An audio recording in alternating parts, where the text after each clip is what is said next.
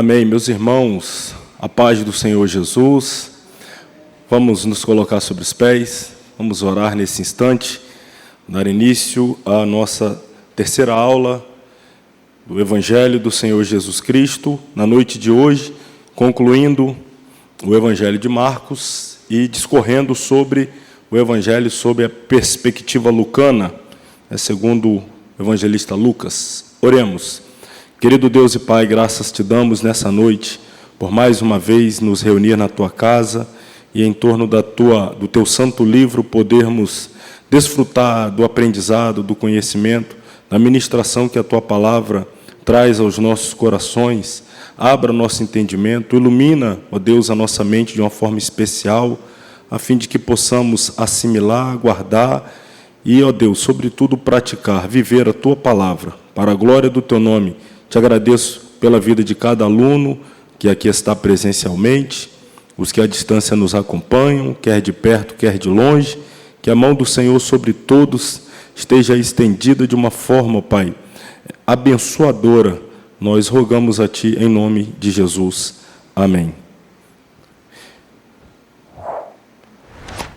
Vamos encerrar, então, irmãos, aqui o Evangelho segundo Marcos. Na nossa primeira aula, a gente apresentou uma introdução dos livros do Evangelho e demos início ao Evangelho de Mateus, Evangelho do Senhor Jesus, escrito por Mateus, buscando atingir o público-alvo judeus e apresentando Jesus como rei. Na semana passada, nós concluímos exatamente com os grandes embates de Jesus com os religiosos de sua época, os fariseus, com aquele sermão do final de Mateus, ali capítulo 23, os ais, ai de vós, escribas e fariseus. Então, um confronto muito veemente com a religião vazia da época. E aí concluímos Mateus e demos início ao Evangelho escrito por Marcos, cujo propósito era apresentar Jesus como servo perfeito aos romanos. E aí nós nos deparamos com a escrita de Marcos, uma escrita bem dinâmica, bem ágil, com expressões repetitivas como e logo, imediatamente, e saindo logo dali, dando exatamente aquela noção de uma atividade constante e ininterrupta, algo que é pertinente a servo, que está sempre trabalhando de forma incansável. Então, assim, o evangelista Marcos se propôs a apresentar Jesus aos romanos. Faltando nós falarmos aqui no último capítulo de Marcos, o capítulo até conhecido como, uma parte dele, é claro, a grande comissão, ide por todo mundo, pregai o evangelho a toda criatura, quem crer e for batizado será salvo, quem não crer será condenado, os sinais seguirão os que crerem, em meu nome expulsarão demônios, falarão novas línguas, imporão as mãos sobre os enfermos e os curarão. Enfim, aí chegamos aqui aos versículos 19 e 20, de Marcos capítulo 16. Ora, o Senhor, depois de lhes ter falado, foi recebido no céu e assentou-se à direita de Deus. Versículo 20, o último versículo de Marcos. E eles, ou seja, os discípulos, tendo partido, pregaram por todas as partes, cooperando com eles o Senhor e confirmando a palavra com os sinais que se seguiram. Amém. Eu dei destaque aqui, não sei se é possível visualizar bem, na expressão cooperando com eles o Senhor. Observe que Marcos, desde o início, se propõe a apresentar Jesus como um trabalhador, como um dedicado servo. E o último versículo vai apresentar Jesus exatamente em atitude de cooperação, trabalho, ajuda, auxílio. Ele ordena aos discípulos a que saiam pelo mundo inteiro e preguem o Evangelho, mas como servo que é, como Marcos o está apresentando, dando ênfase a esta característica marcante da vida de Jesus, não os deixa ir só, não os envia e simplesmente os abandona, mas coopera com eles. Significa que está junto, trabalhando junto, operando junto. Na verdade, quem opera, quem realiza, né, quem faz acontecer de verdade é o Senhor Jesus. É a presença dele que garante os sinais, os milagres. Mas, se nós percebermos que Marcos começa o seu livro, já no capítulo 1, a gente falou muito semana passada, ele nem se presta a gastar, vamos dizer assim, pena, né, tinta, pergaminho, lá, papel, o papiro, com genealogia, contando sobre o nascimento de Jesus, todas as circunstâncias em torno deste evento, mas parece que em Marcos, Jesus já nasce com 30 anos, porque capítulo 1 já está falando dele indo para o batismo, para o deserto, e para não ter tempo a perder, vamos dizer assim, é o servo. Então, o capítulo 1 ele já nasce servindo, já no sentido de que ele aparece nas páginas sagradas, segundo o registro de Marcos, já aparece servindo. E encerra o livro também servindo. Então, o ministério terreno de Jesus, todo ele, os 3 anos e meio, falando do ministério, 3 anos e meio aproximadamente, foi de intenso, contínuo e ininterrupto serviço. Conclui a sua obra cabal na cruz do Calvário, completando ali o seu ministério para o qual ele foi enviado, entregando a vida em resgate dos pecadores, morrendo em nosso lugar, levando a nossa cruz, assumindo a nossa culpa, morrendo a nossa morte. É sepultado, ressuscita. Depois de ressuscitado, continua aparecendo, dá instruções, finalmente é assunto aos céus, que é este capítulo aqui, o finalzinho do capítulo 16. Ele é assunto aos céus, e o texto então conclui dizendo que tão logo ele chega aos céus, ele se assenta à direita, aí você pensa, assentou, acabou o trabalho, acabou o serviço, agora é só descanso. Não, continua trabalhando, está cooperando, está intercedendo por nós, está executando a função de um genuíno sacerdote, que está ali a interceder por nós o tempo todo, e, sobretudo, cooperando. A ascensão de Jesus marcou a conclusão de seu ministério aqui na terra, e o começo do seu ministério no céu, como sumo sacerdote e advogado de seu povo. Então, ele está lá, na intercessão, advogando, o tempo todo, a nosso favor. Um de seus ministérios no céu é capacitar seu povo a fazer sua vontade. Nada mais apropriado do que o livro do Evangelho do Servo terminar com uma referência ao trabalho. Jesus está trabalhando, servindo. Temos o enorme privilégio de trabalhar lado a lado com o Senhor. Temos a enorme oportunidade e responsabilidade de levar o Evangelho ao mundo todo.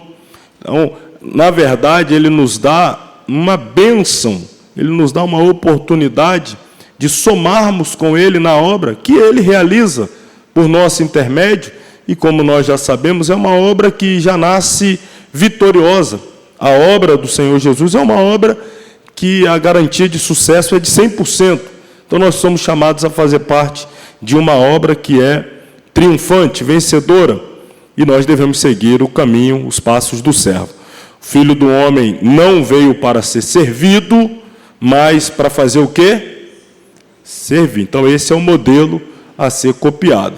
E quanto a nós, vamos responder isso daí.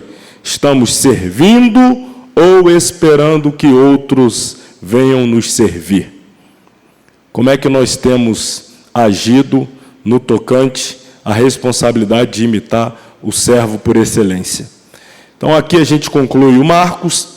Vamos agora falar de Lucas. Aí pega o seu material, vamos fazer como fizemos nas 2 aulas anteriores. vamos fazer uma apresentação panorâmica aqui do conteúdo do material e depois seguimos aí aos mais de 100 slides que temos aqui a compartilhar. Página 26. Autor, Lucas.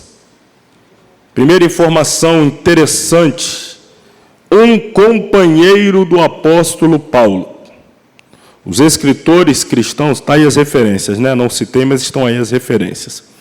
Os escritores cristãos dos primeiros séculos nos dizem que Lucas escreveu o livro do Evangelho que leva seu nome e que, substancialmente, era o mesmo que ele e Paulo pregaram entre os gregos e que foi produzido e publicado entre o povo grego. O nome Lucas é grego e significa aquele que traz a luz. Lucas também é conhecido como o médico amado. Bom, antes de falar do tema, preciso fazer aqui algumas considerações sobre o evangelista Lucas.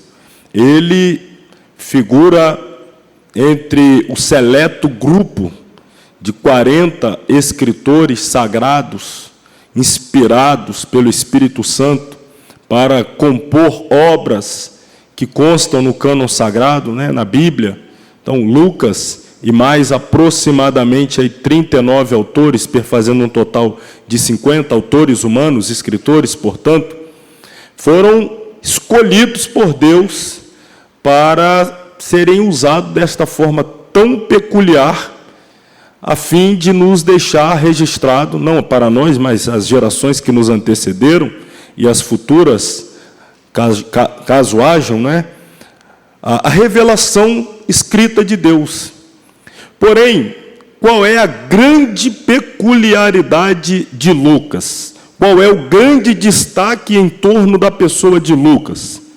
O grande destaque, em primeiro lugar, é o seguinte: dos 40, né, arredondando, é aproximadamente, mas vamos lá, tratar com o número redondo, dos 40 escritores, autores, escritores humanos, que foram usados para compor a Bíblia Sagrada, Lucas é o único não-judeu. Isso aqui já é um destaque e tanto. Ele era grego, não era judeu, o único. Os outros, se você for puxar Moisés, vai puxar aí Jeremias, Isaías, Obadias, Amós, os escritores dos profetas, Josué, os Salmos, cada um dos autores dos Salmos, e vai por aí afora. Todos eles que você imagina no Novo Testamento, Pedro, Paulo, Tiago, João, todos judeus. O único não judeu, Lucas. Então esse é o grande primeiro destaque. Você perceba aí que ele entrou numa galeria pesada e sendo não descendente de Abraão. Segunda característica notável de Lucas, que eu destaco aqui também, é o fato de que, muito provavelmente, Lucas não tenha conhecido pessoalmente a Jesus. É sabido que ele converteu-se, ele é resultado do ministério de Paulo. A sua conversão se deu em uma das viagens missionárias de Paulo, no mundo grego, pregando entre os gentios. E Lucas se converte e passa a fazer parte da equipe missionária de Paulo. E, em determinado momento, coloca em seu coração o desejo de escrever um livro do Evangelho, sabendo já que existiam alguns registros à época, mas ele se interessa em fazer uma busca, uma pesquisa e escrever mais uma vez. Vale a pena até a gente ler o prólogo de Lucas, né? Lucas capítulo 1, os primeiros 4 versículos, que ele informa, ele dá a entender claramente que já existiam registros do Evangelho, mas que ainda assim ele queria fazer algo mais meticuloso, mais detalhista. Então, dá uma olhada aí, Evangelho escrito por Lucas, capítulo 1, versículos 1 a 4. Ele diz, tendo, pois, muitos empreendido, ele já está dizendo que outras pessoas empreenderam, se dedicaram a pôr em ordem a narração dos fatos que entre nós se cumpriram. Está falando do ministério de Jesus, são os fatos que se cumpriram, as profecias na vida de Jesus. Segundo nos transmitiram os mesmos que os presenciaram. Aqui dá a entender que ele, Lucas, não presenciou, mas aqueles que presenciaram o cumprimento do ministério de Jesus, as suas obras, seus milagres, seus discursos. Então, Lucas diz, nos transmitiram os mesmos que presenciaram desde o princípio e foram ministros da palavra. Versículo 3, pareceu-me também a mim conveniente descrevê-los a ti, ó excelentíssimo Teófilo. Então, nós temos aqui um destinatário primário, uma pessoa para quem todo o registro do Evangelho, segundo Lucas, está sendo direcionado. É o excelentíssimo, e pela expressão a gente já entende que era alguém de cargo elevado, de uma posição nobre, no mundo grego, excelentíssimo Teófilo. Volto aqui o 3, o início dele. Pareceu-me também a mim conveniente descrevê-los a ti, ó excelentíssimo Teófilo, por sua ordem, havendo-me já informado. Isso aqui é o papel de um repórter. Isso aqui é o papel de alguém que está indo em busca da informação. Está fazendo um trabalho de campo, de pesquisa. É isso que Lucas fez. Ele foi atrás das fontes, das informações, daqueles que presenciaram. Ele não presenciou, mas ele foi em busca daqueles que presenciaram. E aí, então, o objetivo dele, ele diz... havendo-me já informado minuciosamente de tudo, desde o princípio, para que conheças a certeza das coisas que lhe estás informado, que já estás informado. Então, aqui está a apresentação desse grande trabalho de Lucas. Lucas, ele foi aqui um trabalho mesmo de a palavra é essa, é um repórter, que busca o fato e reporta o fato na íntegra. Ele não manipula a informação, não é tendencioso, não tem nenhum viés, ele apenas vai na fonte, ouve a fonte e reporta exatamente aquilo que ele buscou. E aí, olha a que profundidade ele vai. Ele é o único que vai narrar eventos como o que envolveu o nascimento de João Batista, aquela ida ao templo de Zacarias, quando ele, por sorte, foi indicado para oferecer incenso no altar do incenso, e lá teve a aparição de Gabriel, que comunicou-lhe que ele seria pai e tal, ele fica mudo, etc. Só Lucas traz essas informações. Lucas vai detalhar a vida, o nascimento de João Batista, ele vai dar muitos detalhes em torno do nascimento de Jesus, as mensagens angelicais também direcionadas a Maria, a José. Ele vai dar detalhes do encontro entre Isabel e Maria. Lucas é o único que vai falar da aparição de Jesus com 12 anos de idade. Ele vai em busca dessa informação. Então, fica claro que ele teve um trabalho hercúleo, um trabalho tremendo.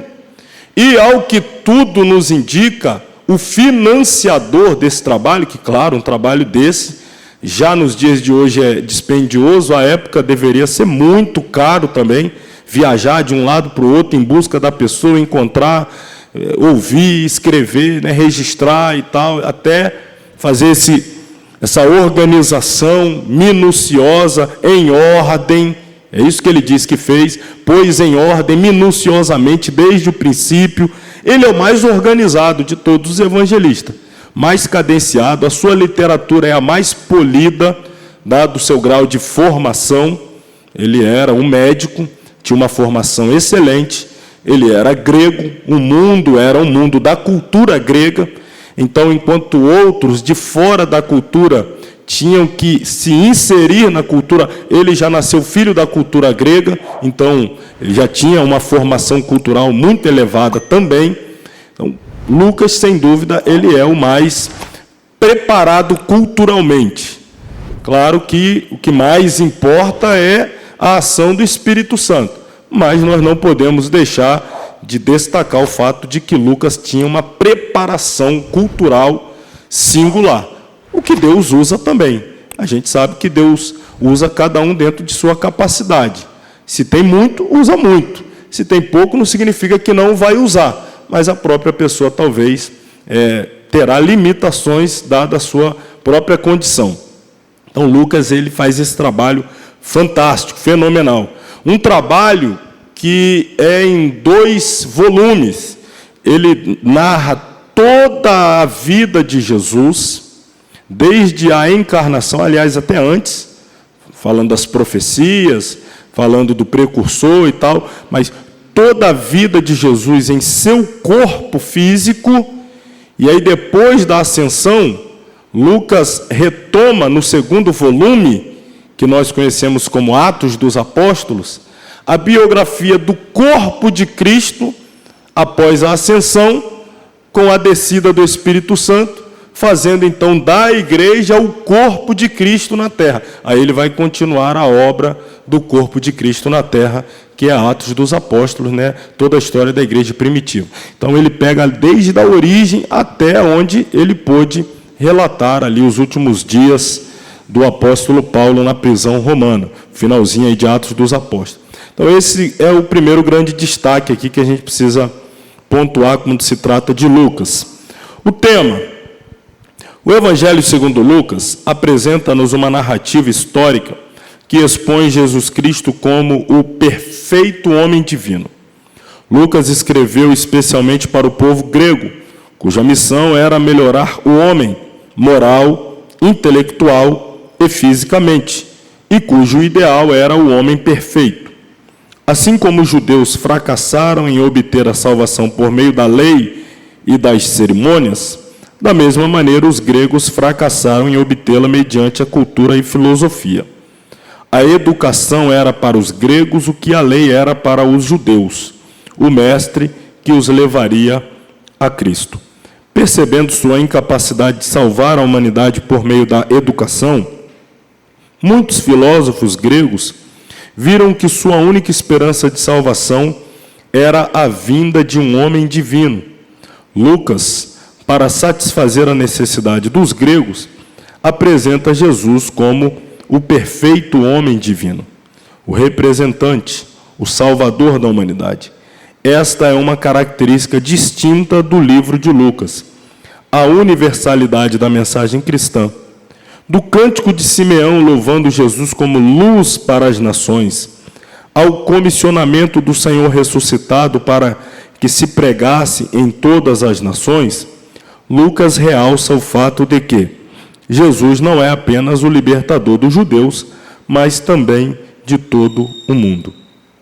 Então, a cultura grega, a religião grega, com todo aquele mundaréu de deuses, semideuses, deuses, deusas, aquela loucura que era, em cada lugar tinha uma divindade específica, os estilos de culto eram sempre regados a muita licenciosidade, imoralidade, bebedeira e por aí vai.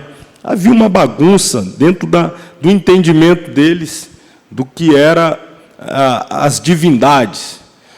Mas, dentre tantos, eles tinham lá até os deuses homens, que eram metade Deus, metade homem, que era fruto de relacionamento com Deus, os deuses dele, e seres humanos.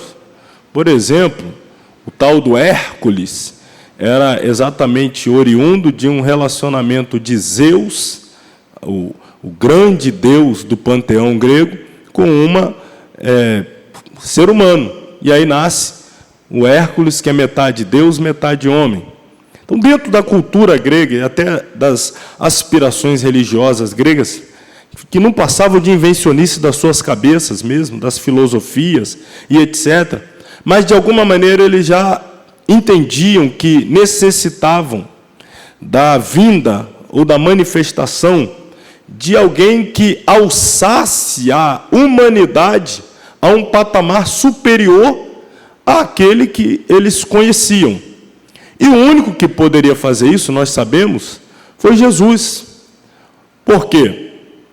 Porque o primeiro homem, de fato, foi criado perfeito. Me refiro a Adão.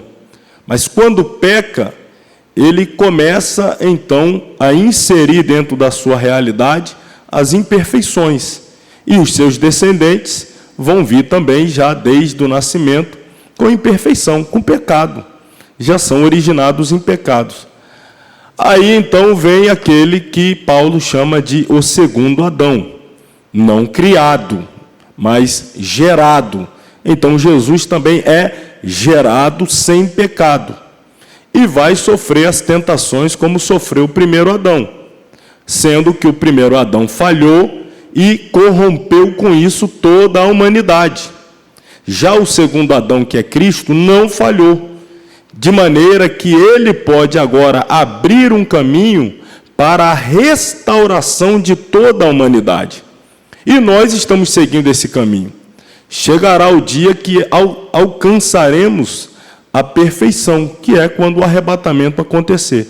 De que perfeição estou me referindo?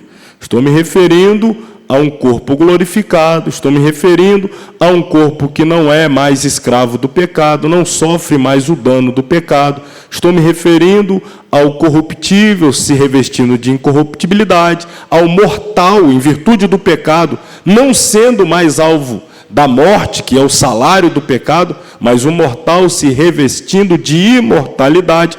Então, esse caminho que Jesus abriu, o homem perfeito, todos os seres humanos devem seguir esse caminho do homem perfeito para, ao final da sua trajetória, alcançarem também a perfeição moral, a perfeição espiritual, a perfeição do corpo, um corpo perfeitamente restaurado, imortal, incorruptível. Então, esse é o trajeto que o homem perfeito ele abriu pelas suas pisadas, pela sua trajetória. Então, é essa a grande faceta de Jesus que Lucas se propõe a mostrar.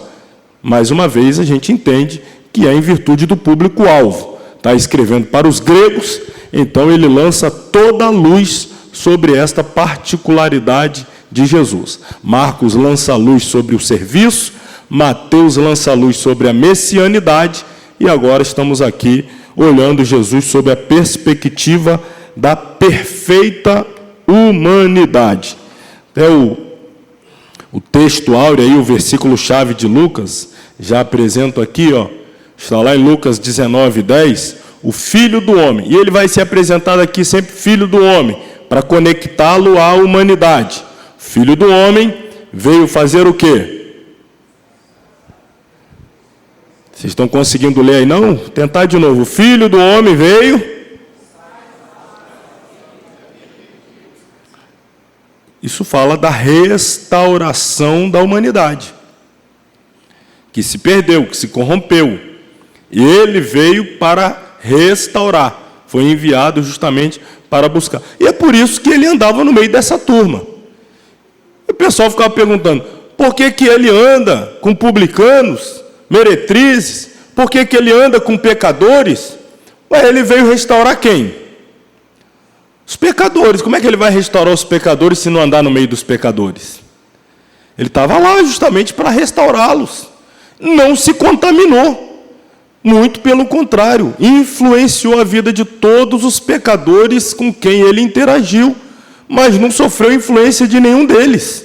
Andou com ladrões, nunca roubou. Andou com prostitutas, nunca se prostituiu. Esteve no meio dos piores pecadores, mas nunca cometeu nenhum pecado. Mas conseguiu levar muitos à condição de pecador, transformou prostitutas em santas mulheres de Deus, transformou ladrões em apóstolos. Então, ele transformou a vida de pecadores. Ele veio para realizar esse fim, o homem perfeito.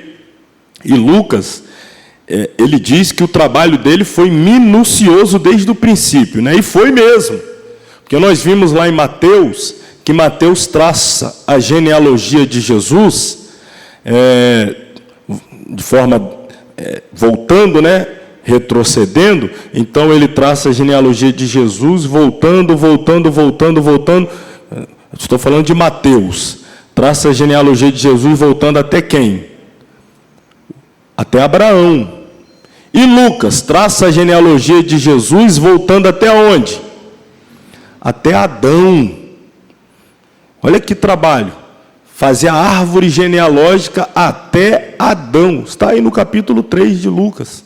A genealogia de Jesus até Adão. Para fazer o seu público-alvo entender o quê?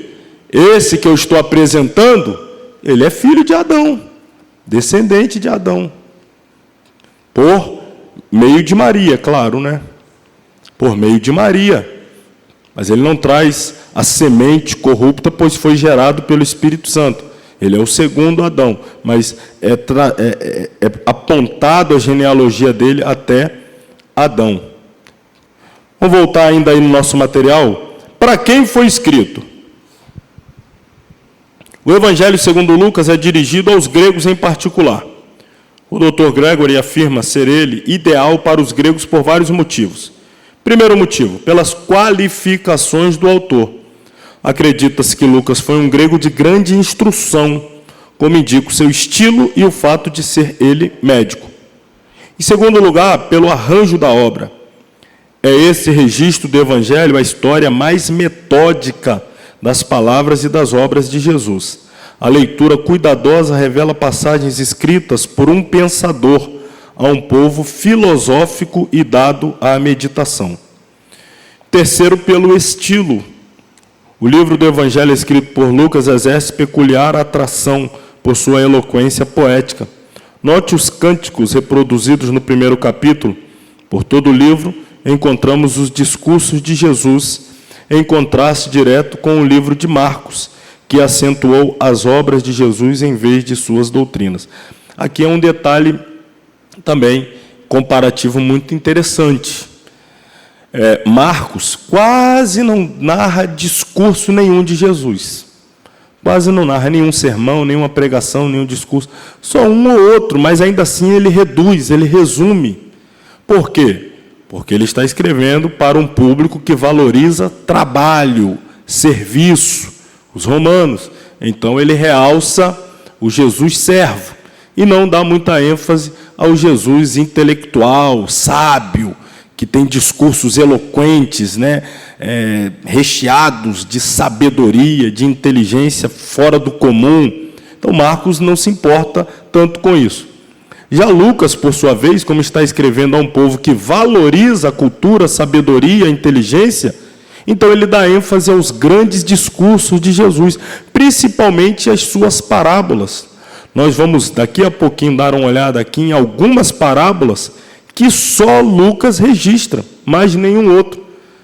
Só Lucas vai trazer.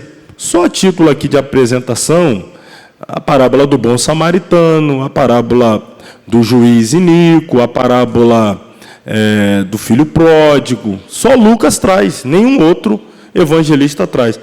E com isso a gente, mais uma vez, irmão, retrocedo lá à primeira aula, com isso, mais uma vez, a gente percebe o quão abençoados somos por termos em mãos os 4 registros do Evangelho.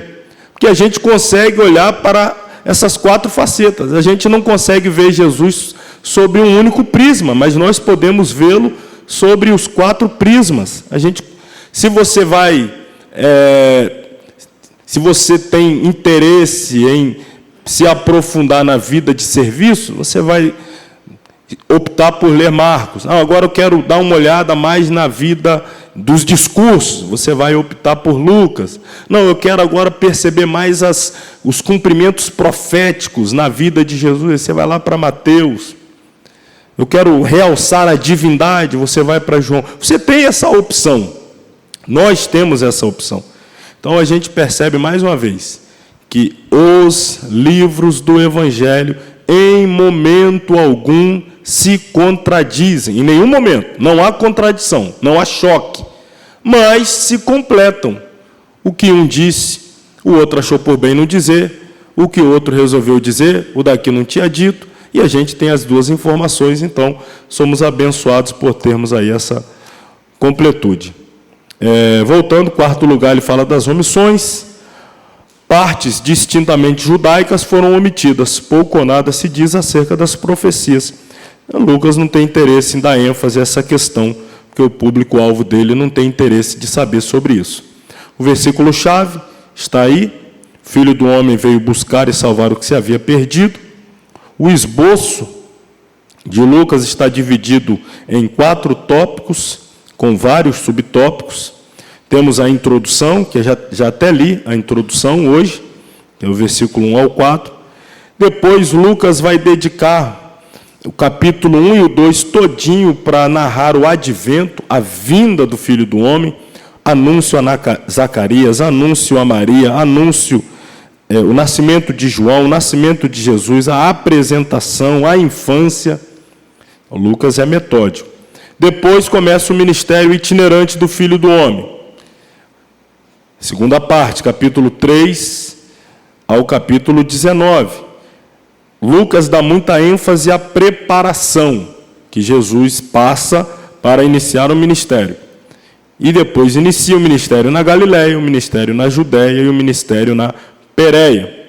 Terceiro ato, o Filho do Homem em Jerusalém. Agora, todos os olhares se direcionam para o ministério de Jesus sendo executado na capital, Jerusalém, do capítulo 19 ao capítulo 23.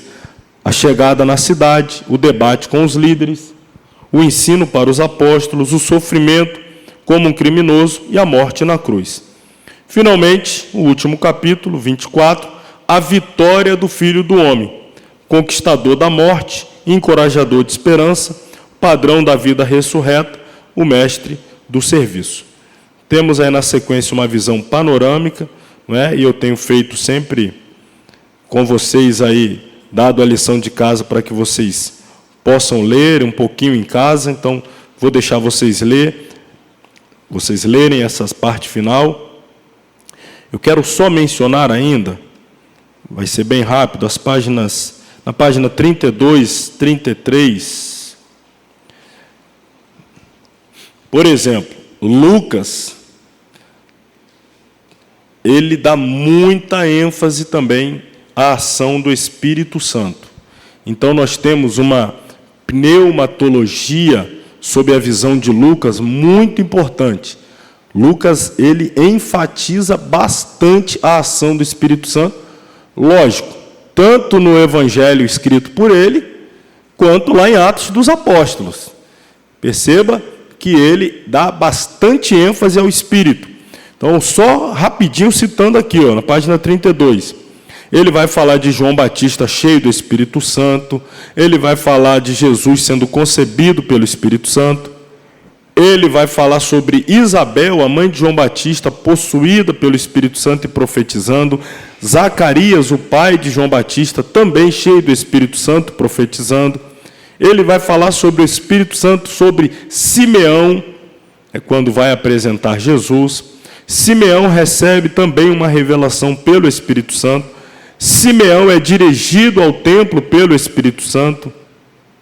O Batista prediz que Jesus batizará com o Espírito Santo. O Espírito Santo sobre Jesus em forma de pomba. Jesus cheio do Espírito Santo às margens do Jordão. Jesus guiado pelo Espírito Santo ao deserto. Jesus regressou na virtude do Espírito Santo à Galiléia. Jesus cita Isaías, o Espírito do Senhor está sobre mim. Jesus promete o Espírito Santo àqueles que o pedirem. Jesus ensina sobre a blasfêmia contra o Espírito Santo. Jesus ordena aos seus discípulos que aguardassem em Jerusalém o revestimento do Espírito Santo. Então, Lucas, ele dá muita ênfase ao Espírito Santo. Isso é importante saber. Vamos supor aí que você vai dar um estudo sobre o Espírito Santo. Então, o livro de Lucas, o Evangelho segundo Lucas, não pode ficar de fora da sua consulta, do seu estudo. Você vai encontrar muita coisa, porque Lucas dá ênfase, tanto no Evangelho quanto lá em Atos. Outra questão interessante em Lucas, que isso aqui é pertinente também dentro da questão do ensino, é uma didática das pessoas sábias da época, que é o ensino por meio do contraste. Facilita muito aquele que está aprendendo entender o que o seu professor quer ensinar quando faz o uso do contraste. Então, Lucas usa bastante esses contrastes. Jesus e Satanás, Maria e Marta, dúvida e temor, justiça própria e a pecadora penitente, as bênçãos e os ais, o homem rico e Lázaro, o fariseu, o publicano, o bom samaritano e o levita, o pródigo e o irmão mais velho, os malfeitores e um penitente e impenitente. Então, muito ensino também por contraste. Para finalizar, vai na página 34. Outra peculiaridade de Lucas, é claro que lida muito com a questão de sabedoria, é o uso das parábolas.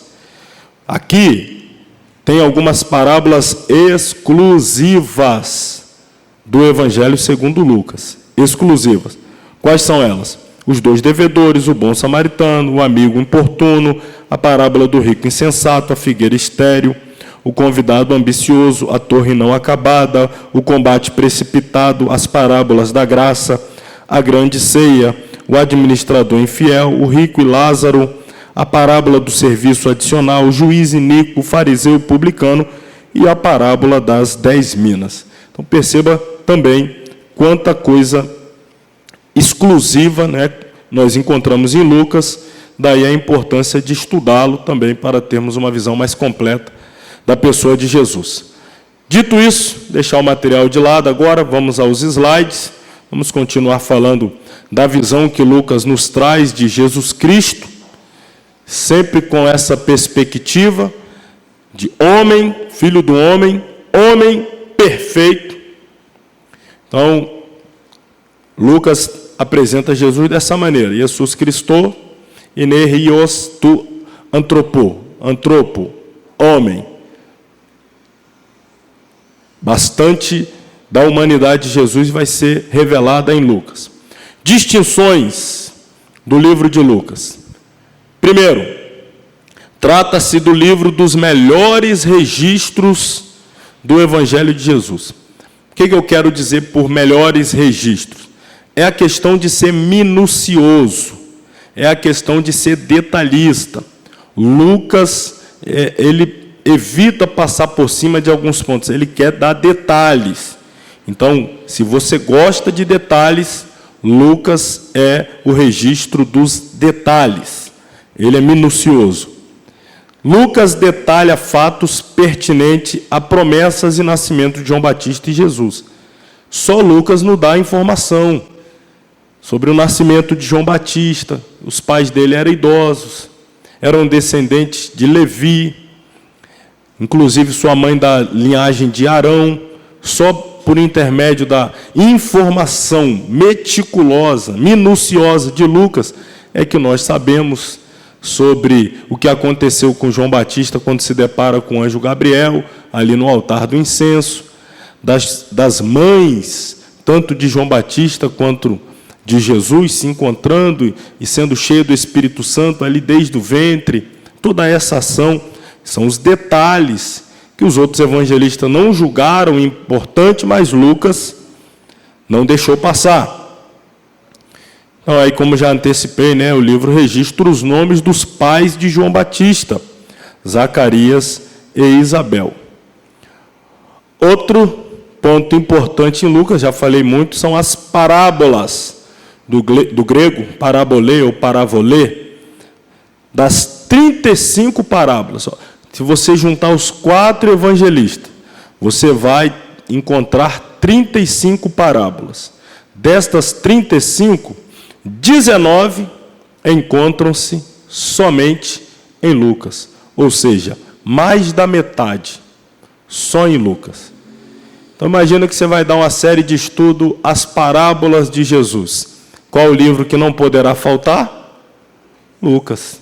Se você não consultar Lucas, mais de 50% vai ficar de fora.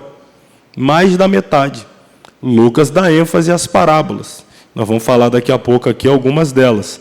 Dá destaque também. Parte destacável do esboço do livro de Lucas, preparação prévia para os exercícios do ministério de Jesus. Então, Lucas, ele gosta muito de contextualizar. Contextualizar. Não apenas ele enfatiza a ação propriamente dita, mas ele gosta de dar os detalhes no entorno daquela ação, todo o contexto, o que veio antes, o que preparou o caminho para que aquilo pudesse acontecer. Então, enquanto outros, como Marcos, vai direto ao ponto, a ação, Lucas, ele gosta de mostrar de todas as questões em torno da ação. Então, por exemplo, ele vai trazer aqui alguns passos destacáveis antes, propriamente, do ministério de Jesus entrar em ação. Marcos, estou fazendo comparação com Marcos, porque exatamente Marcos e Lucas é que a gente percebe o grande contraste mesmo. Enquanto Marcos vai direto ao ponto, Lucas ele vai dar ênfase aqui, a manifestação no ministério de João Batista, que era quem? O grito pró-Jesus, né? A voz do que clama no deserto, a trombeta de Deus anunciando a manifestação de Jesus em Israel. Então, João Batista foi enviado previamente para preparar o caminho para a chegada de Jesus. Os reis da antiguidade, eles tinham seus arautos, eram exatamente esses oficiais que iam à frente do rei, anunciando que o rei chegaria. Hoje nós temos ainda em alguns lugares aí, quando vai haver a visita de algum rei, né? Não tem muita monarquia no mundo, né? Na Europa tem algumas, a monarquia britânica é a mais famosa. A maioria dos países hoje do mundo são repúblicas, democracias, né? A maioria dos países do mundo. O Brasil, eu não sei o que é. Ouvi dizer que é uma democracia, ouvi dizer, mas enfim, não sei exatamente o que é o Brasil. O Brasil tem que ser estudado pela NASA. O Brasil é um caso à parte. Mas, independente disso, o chefe de Estado, seja ele primeiro-ministro, seja ele presidente, eleito ou sei lá, de que forma ele chega no poder, seja ele um rei, não interessa. Se ele vai visitar uma outra nação, há toda uma preparação prévia.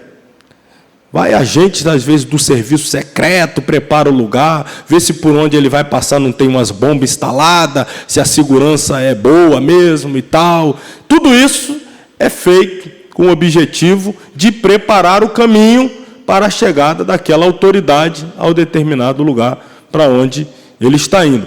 Jesus é uma autoridade que está descendo do céu. João Batista vai na frente preparando o caminho. O termo que é usado até é aplainar o caminho, tornar plano. Aí diz que os vales seriam aterrados e os montes seriam derribados. Então, se você vai caminhar um trajeto que tem vales e montes, o precursor vem e transforma ele em um caminho plano. Então, João Batista veio na frente fazendo exatamente isso, aplanando o caminho. E como é que ele fez? Ele teve que vir com uma mensagem muito bruta, muito radical, para derrubar montes por terra e encher covas, vales. Veio pregando o quê? Raça de víboras. Ele veio pregando, arrependei-vos. Ele veio preparando o caminho. Vocês estão espantados com a minha mensagem? Estão assustados comigo? Vocês podem ficar com o olho aberto, porque está vindo um depois de mim aí, que nem desatar a sandália dele eu sou digno. Eu só sou a voz. Agora ele tem a pá e a enxada. Ele arranca, ele lança no fogo eterno. Eu só anuncio. Agora ele tem o poder mesmo de pegar e lançar no fogo que nunca se apaga. Esse é o preparador do caminho, né? João Batista, o precursor. A foto dele aí que eu tirei. É um trabalho tirar essa foto dele aí, viu? Vestido rusticamente, né? Outro ato, segundo ato, ou segundo passo, preparatório. No início do ministério de Jesus, o batismo. A gente falou rapidamente já do batismo. Semana passada falamos bastante da tentação, que vai entrar aqui também dentro da preparação. Então, olha, Lucas, antes de falar do que Jesus fez, ele está falando, primeiro veio alguém preparando o caminho, depois ele precisou se batizar. Por que foi necessário o batismo de Jesus nas águas do Jordão? ali nas proximidades do antigo território de Judá. Pelo simples fato de que Lucas, nós nunca podemos perder de mente, porque você só vai entender por que Lucas escreveu isso. Por quê? Você tem que sempre lembrar o público-alvo e como ele intentava apresentar Jesus. Então, ele está escrevendo para gregos e o seu objetivo é apresentar Jesus como homem perfeito, que vem exatamente pegar os homens imperfeitos, que eu já falei, e alçá-los à condição também de homens perfeitos. Isso vai acontecer só no arrebatamento, sabemos, mas ele vai preparar o caminho. E para ingressar nesse caminho, que nos levará ao último estágio, que é a perfeição, lá no arrebatamento, o primeiro ponto é o nascer de novo. Vamos dizer, a matrícula na escola do homem perfeito, quando eu falo homem, você entende, eu falo humanidade, né? Isso aqui é de forma genérica. A humanidade, então, a matrícula nessa escola é o nascer de novo. E o ato público que declara que nós fazemos parte do caminho daqueles que nasceram de novo é o batismo. O batismo é símbolo de sepultamento da velha natureza para vivermos uma nova vida, uma vida identificada com Cristo, buscando imitar a Cristo em tudo, morrendo para as velhas práticas e buscando imitar o estilo de vida de Jesus. Então, o batismo é fundamental. Jesus, por sua vez, não tinha a mínima necessidade de batizar-se. Por quê? Porque se batismo é símbolo de sepultamento de velha natureza, que velha natureza tinha Jesus para sepultar? Nenhuma. Ele não nasceu em pecado. Seu nascimento foi obra do Espírito Santo. Então, ele não tinha velha natureza para sepultar. Ele não tinha pecado. Mas ele diz a João: João, deixa por agora, para que se cumpra. Eu preciso dar o exemplo. Ainda que eu não precise, se eu faço, que desculpa terão aqueles que precisam? Ah, não preciso batizar não, Jesus sabe que o meu coração é dele. Pois é, Jesus não precisava batizar e batizou. E por que alguém vai dizer que não precisa? Se na verdade somos nós que precisamos. Então ele dá exemplo. Esse é o segundo passo. Terceiro passo, preparação. Lucas está trazendo a preparação. A revelação da árvore genealógica de Jesus, está lá no capítulo 3. E como eu disse, essa árvore aí vai lá até Adão. Que trabalho que teve Lucas, hein? Quantos cartórios ele teve que percorrer. Foi correndo cartório, até chegar no cartório do Éden. Foi um trabalho, né? E ele conseguiu, mas deve ter sido um trabalho fenomenal, dispendioso. Mas ele conseguiu traçar a genealogia de Jesus até Adão. Meu irmão, eu acho muito pouco provável que algum de nós aqui seja capaz, assim, de traçar nossa árvore genealógica, pelo menos 5, 6 gerações atrás, falar qual era o nome do avô do seu avô. Só isso, eu quero só isso. Imagina você traçar. Tem alguém que sabe o nome do avô, do seu avô? Não vale chutar José não, hein? Ou era José ou era João, estou aqui na dúvida.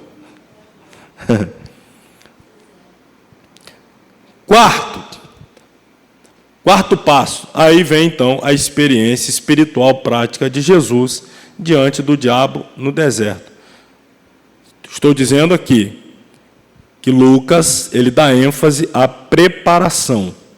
Então, ele apresentou lá nesse espaço da preparação o batismo, a genealogia, a tentação agora e a apresentação do precursor. Vamos voltar exatamente lá ao primeiro passo. Vamos falar um pouquinho do precursor. Vamos falar um pouquinho mais sobre o profeta João Batista. Que detalhe, tá? Eu imagino que não tenha ninguém, pelo menos aqui, talvez tenha acompanhando, não aluno da escola, mas um ou outro que às vezes assiste às nossas aulas, os quais eu agradeço muito, mas que talvez tenha dúvida no tocante ao significado da palavra Batista, vinculado ao nome de João, e possa acreditar, tratar-se de um sobrenome, né? João Batista. Como você conhece alguém chamado José Batista, Pedro Batista, Paulo Batista, Ricardo Batista. João Batista, não é que Batista era sobrenome de João. Na verdade, era o ofício dele. O termo correto é João o Batista, ou melhor ainda, o batizador. Então, pegou esse nome nele, né, ficou pego nele pelo seu ofício. Ele pregava arrependimento, mudança de vida, ele pregava abandono da velha vida, e a forma como se tornava público esse compromisso das pessoas que viam a ele dispostos a abandonar a velha vida, era ser por ele batizado lá nas águas do Jordão. E por esse exercício ministerial, então ele ficou popularmente lá conhecido, né, como João o Batizador, o Batista. Então não é sobrenome, não. João Batista, ele aparece no cenário de Israel 400 anos, aproximadamente, entre 400 a 430, após o profeta Malaquias.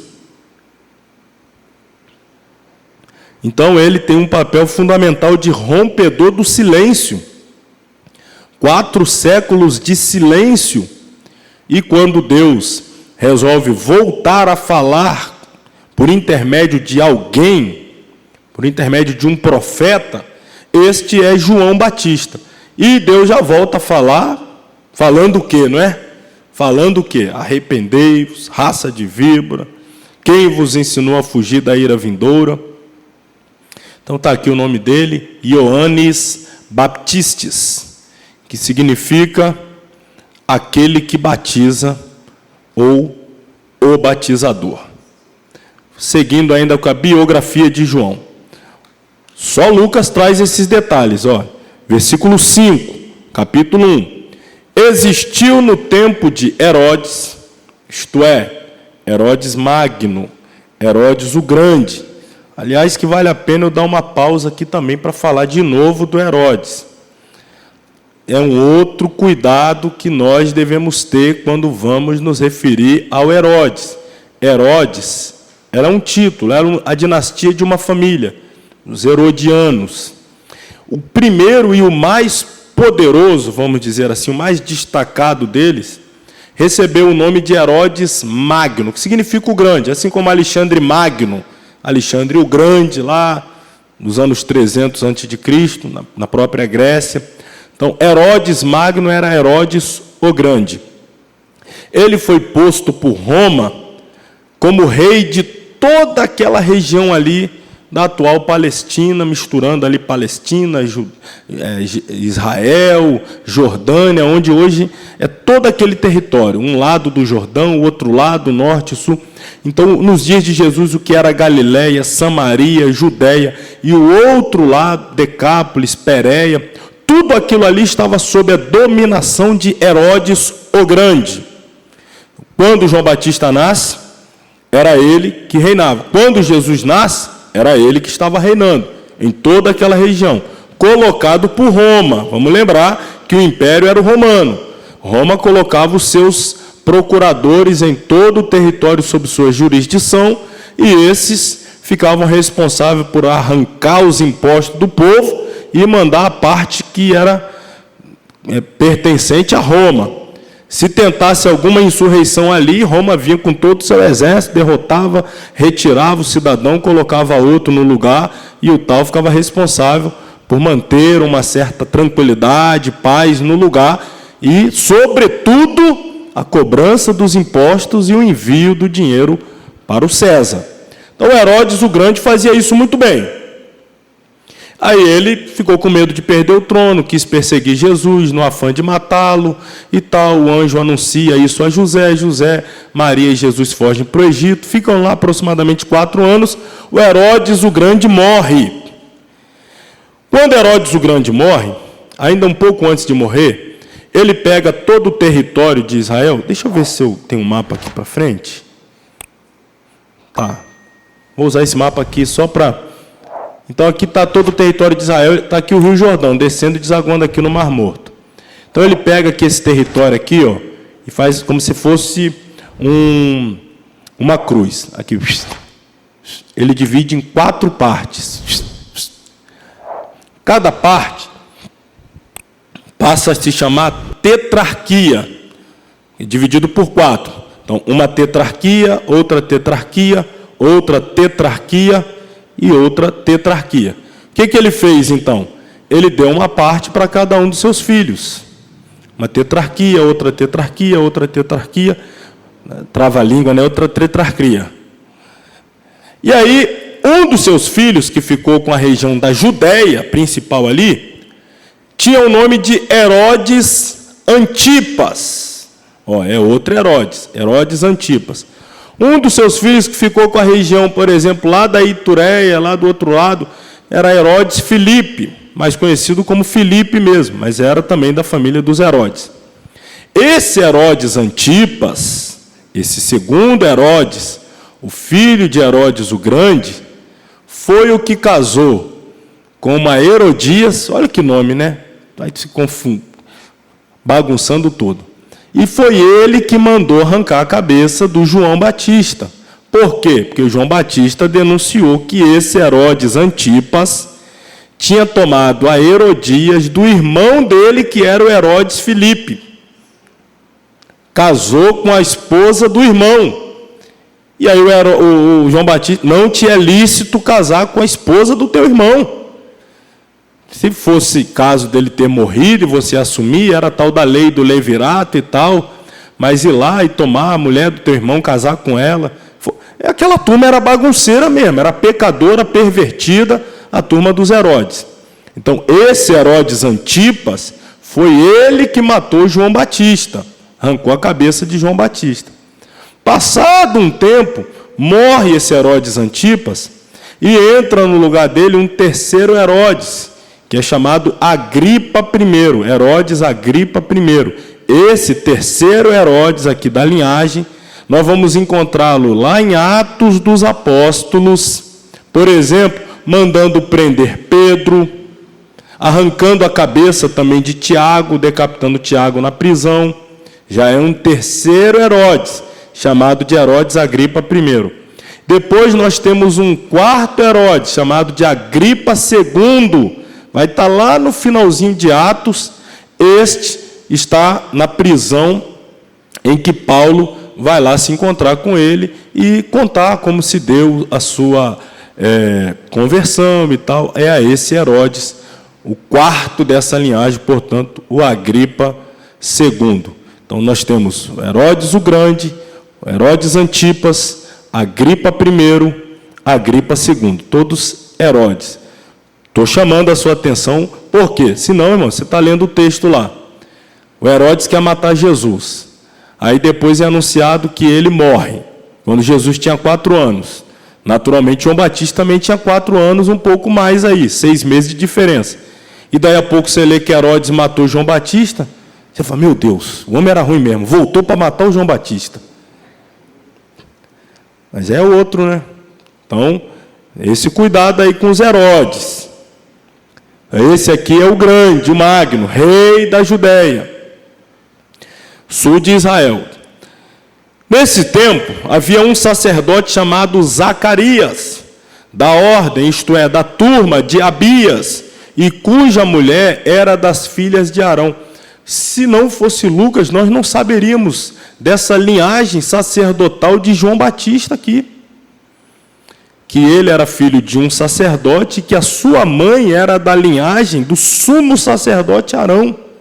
Então, João Batista, ele tinha DNA sacerdotal, embora preferiu exercer ofício de profeta, porque todos sabemos que o sacerdócio estava corrompido, e ele abre mão. Irmão, e o abrir mão do sacerdócio era abrir mão de um emprego, falando assim de forma prática, um emprego tranquilo, salário, boa vestimenta, casa boa, na capital, Jerusalém, e ele abre mão de tudo para ir virar um sobrevivente no deserto.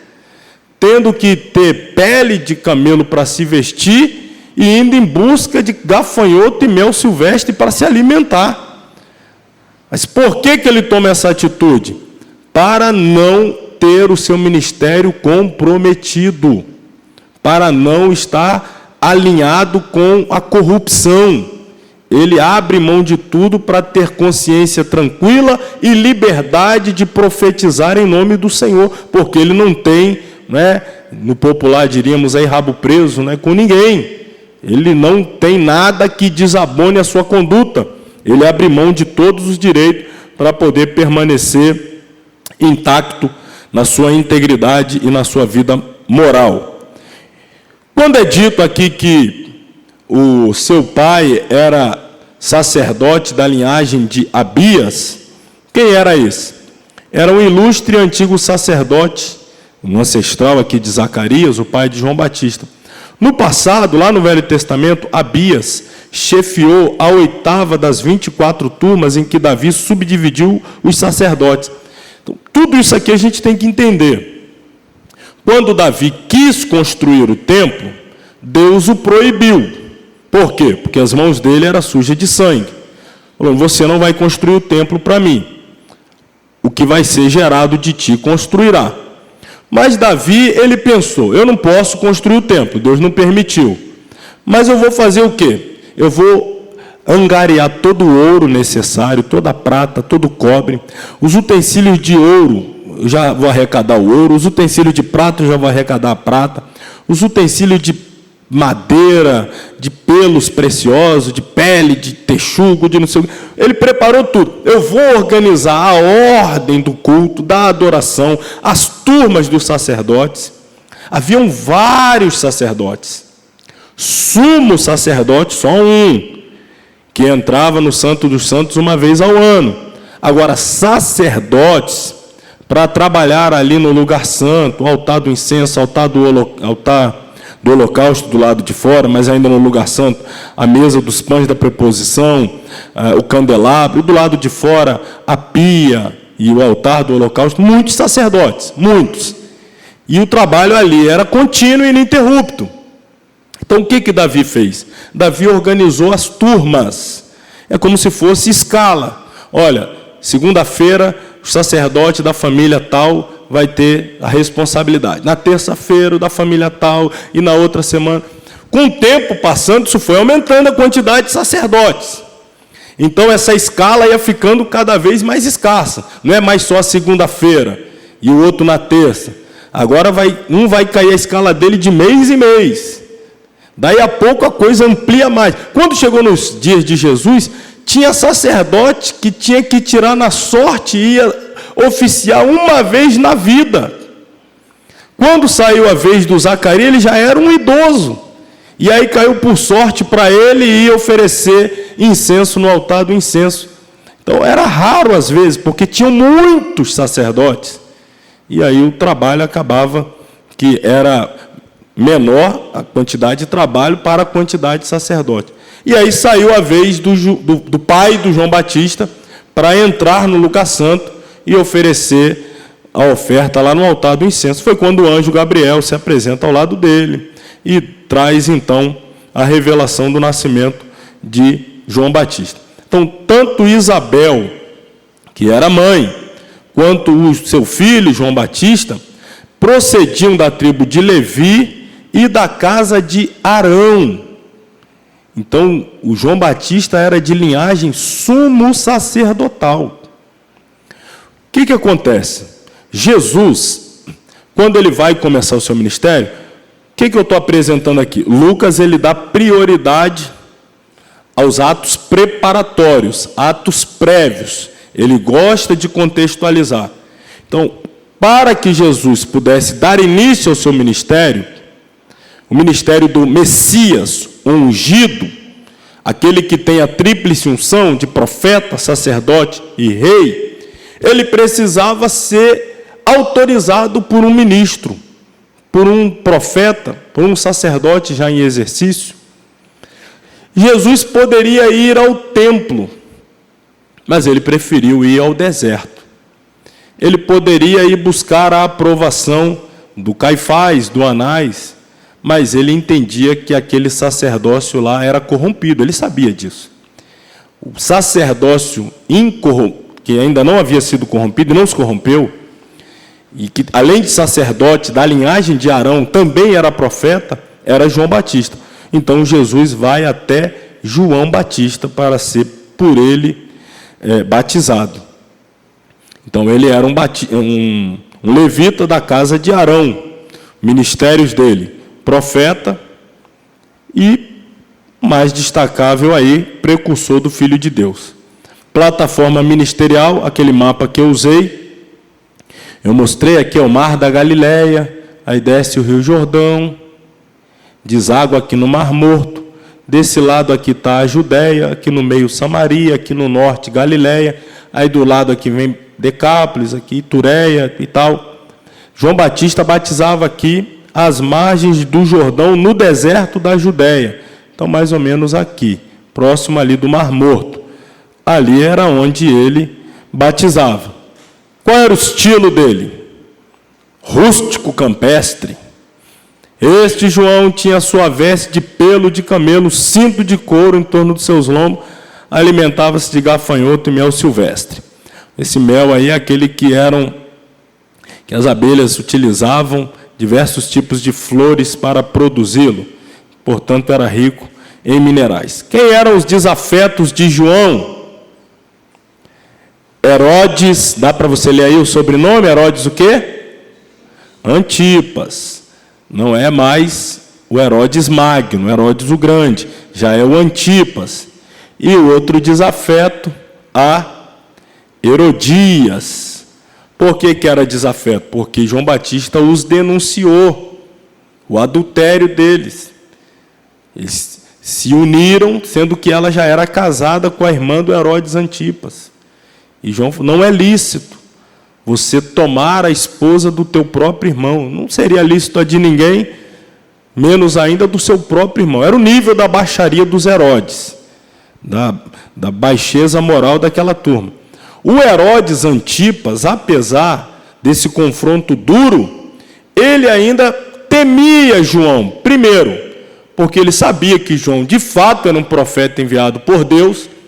Não tem aquele tipo de gente que não é crente, mas sabe que quando a pessoa é de Deus, é melhor não se meter, não. Olha, eu não sou crente, não, mas é melhor não mexer com esse povo, não. Deixa eles quietos para lá. Não quero arrumar problema para a minha vida. Eu sou todo escangalhado, mas não quero mexer com esse povo, não.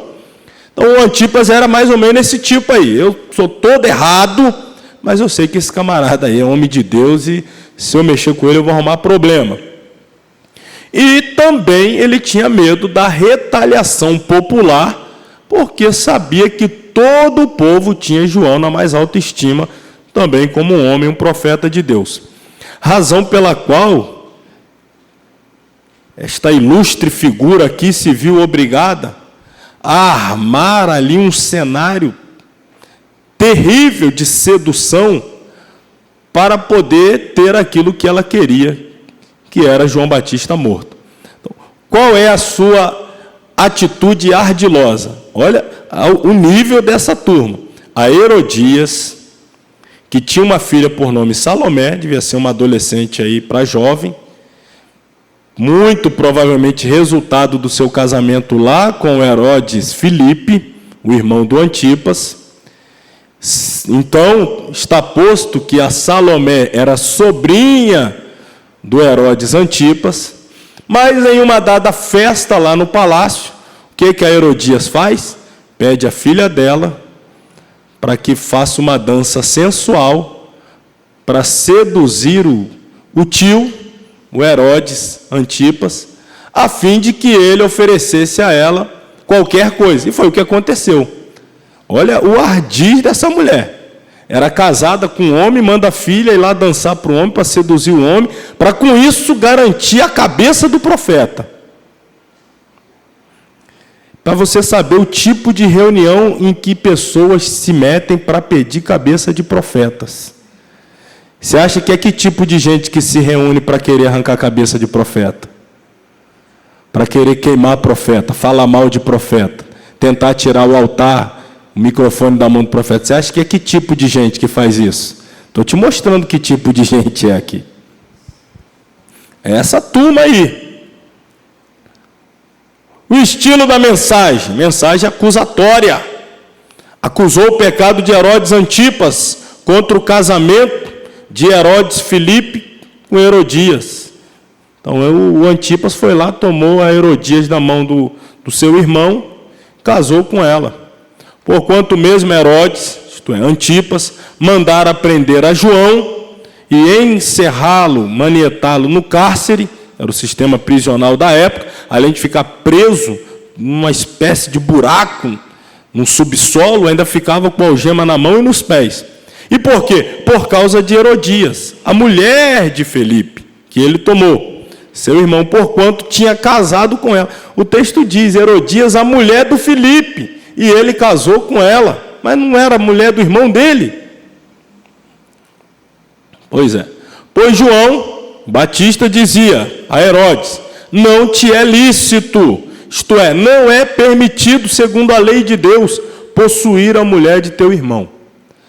O Herodes Antipas, segundo filho de Herodes Magno, tetrarca da Galiléia e da Pérea nos anos 4 a 39, tetrarca, a gente já explicou, um governador de uma tetrarquia, né, a divisão em 4 partes. Tetrarquia era uma das 4 divisões de Israel para o governo da família dos Herodes. E eles ficaram ali se revezando no governo dessas tetrarquias. Mas eles não conseguiam manter o povo quieto, sossegado, lá na tetrarquia da Judéia. E Roma acabou por remover o Herodes, um dos filhos do Herodes responsável por aquela região, e colocou depois o Pôncio Pilatos para governar naquela região, na tetrarquia da Judéia. E o Herodes ficou, um dos filhos do Herodes o Grande, ficou lá com a Galiléia. Então o Filipe estava desse lado, o outro estava desse lado, e um foi lá, atravessou o rio, levou a mulher do outro, transformou em amante, depois tomou mesmo. A Herodias, a amante de Antipas, o espiava, ou seja, estava procurando meio que possibilitasse que ela se vingasse de João, queria matá-lo, mas não podia. Por que não podia? Porque Herodes temia João, diz o texto, isto é, Herodes Antipas respeitava a autoridade divina sobre João, sabendo que era varão justo e santo, e guardava-o com segurança. Lá no fundo eles sabiam, ele é justo, ele é santo, eu estou errado mesmo, estou em pecado mesmo, não gosto da mensagem dele, mas é verdade.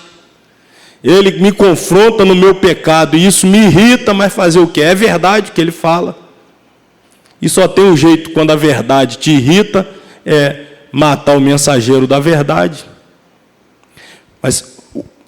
E ele de fato matou, como nós veremos, né? Ele de fato mandou matar o João por conta daquele imbróglio lá, preparado pela Herodias a Salomé. Mas, ele matou, arrancou a cabeça do João, degolou, e entregou o corpo para os discípulos sepultarem. Sepultaram. Mas depois que ele começou a ouvir falar de um homem que estava fazendo milagre, no caso era Jesus, foram falar para ele que tinha um homem andando naquele território fazendo milagre. Ele disse que era quem? Vocês já leram isso daí? Ele disse, é João que ressuscitou. A consciência do homem não deixava ele em paz. Como é que é ter um homem andando por aí que faz milagre, sinal, prodígio? Só pode ser o João Batista que voltou do mundo dos mortos. A consciência dele, do pecador, da maldade dele, não deixava ele em paz. O fantasma do João Batista dormia com ele, acordava, como o pessoal gosta de hoje dizer, né? O João Batista morreu, foi sepultado, mas deixou um latifúndio na cabeça do Herodes, né? E ficou morando lá, e o Herodes não tinha paz, não tinha paz de jeito nenhum. As mensagens de juízo, o machado está lá na raiz da árvore. O que significa machado? Um instrumento que carrasco em alguns reinos orientais usavam para decepar a cabeça do condenado. Então era símbolo de juízo. E João Batista está dizendo que o machado já estava na raiz. Já está posto o machado à raiz da árvore, isto é, Eis que o juízo de Deus manifesta-se sobre o povo de Israel, para lhes cortar nas raízes da vida toda árvore, cada judeu, pois que não dá bom fruto, é cortado e lançado no fogo. Ou seja, será derrubado e jogado no fogo eterno. Qual era a outra mensagem de João? Ele também tinha uma mensagem de contrição. E dentro da mensagem de contrição, percorreu toda a terra ao redor do Jordão, pregando o batismo de arrependimento para o perdão dos pecados. O batismo de João era um sinal exterior de arrependimento. Eu vou mostrar a você uma imagem aqui, que na verdade, ela aparece em muitos quadros, filmes, cenários, mas ela contradiz a própria raiz da palavra batismo. Esta imagem, está escrito aqui, esta imagem do batismo de Jesus contraria a natureza da palavra grega baptisma, ou baptismo. E às vezes aí algumas imagens, né? O próprio texto vai dizer que Jesus sendo mergulhado e saindo da água. Alguém é mergulhado com um punhadinho de água na testa? Ou sai da água com um bocado de água na testa? Mas mais do que isso, a etimologia de batismo é mergulhar num líquido.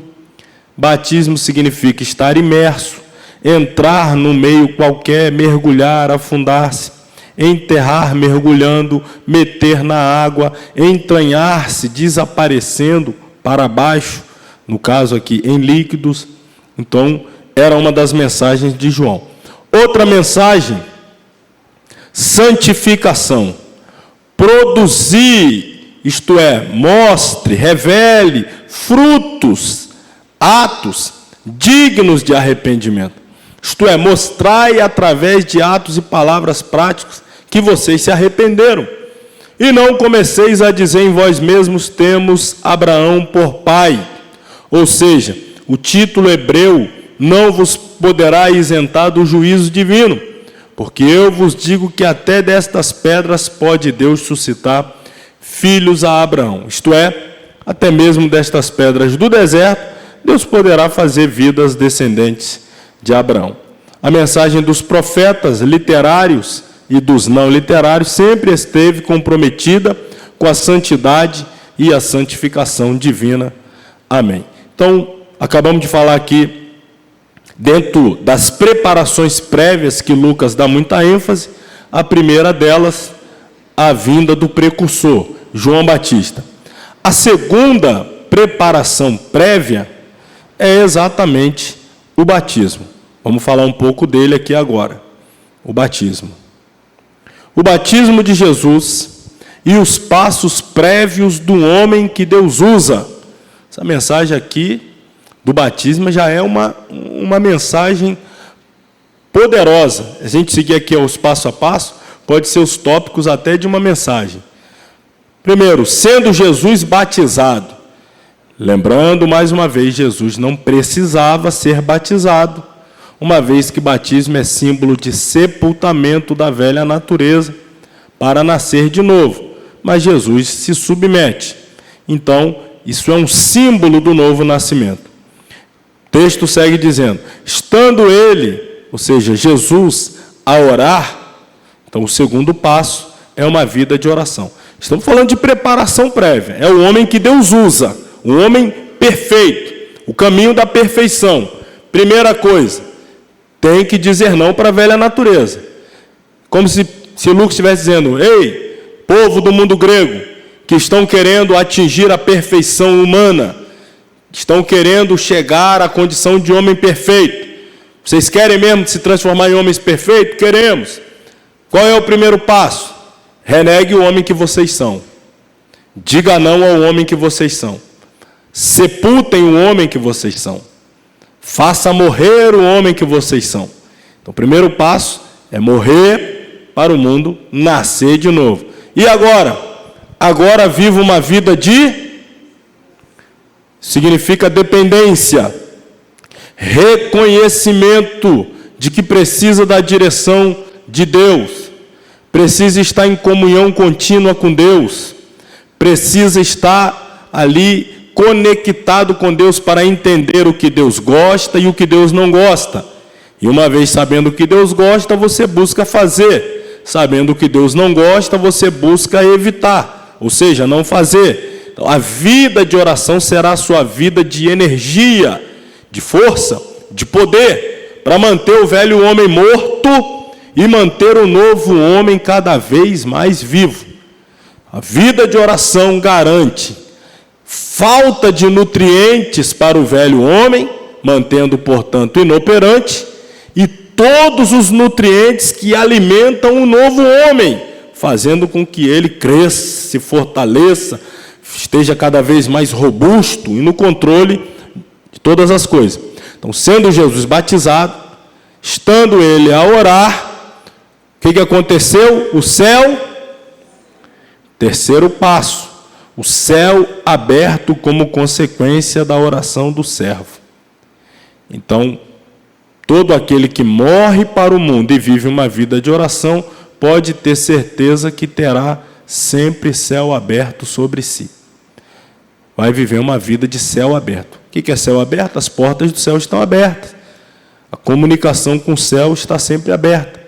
O que interrompe a comunicação com o céu, o que nos afasta de Deus é o pecado. Uma vez morrendo para o pecado, para o mundo, vivendo uma vida de oração, os céus estarão sempre abertos.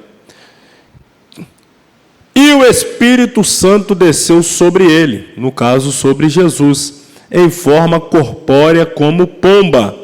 Então isso é símbolo de uma vida purificada. Espírito sobre, aqui ó, na cabeça. Então é o Espírito Santo no centro de comando, no centro de controle, no centro das decisões que determinam as atitudes, que comandam inclusive os pensamentos, sentimentos, que exercem controle sobre a vontade. O Espírito Santo tem que estar aí, no domínio, no controle.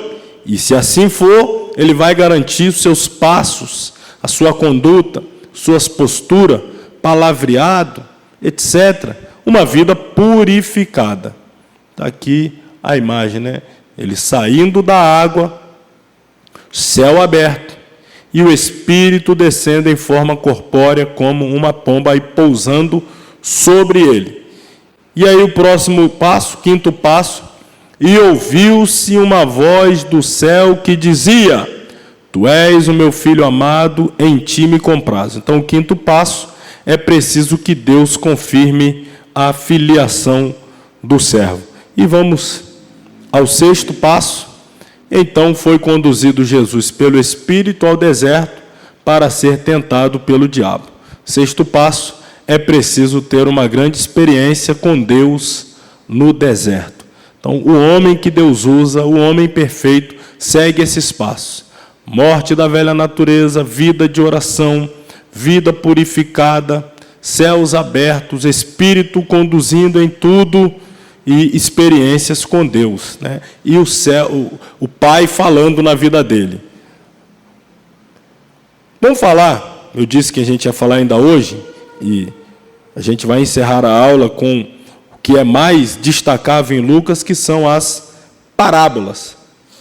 Como eu disse, mais de 50% da totalidade das parábolas nos livros do Evangelho são registradas em Lucas.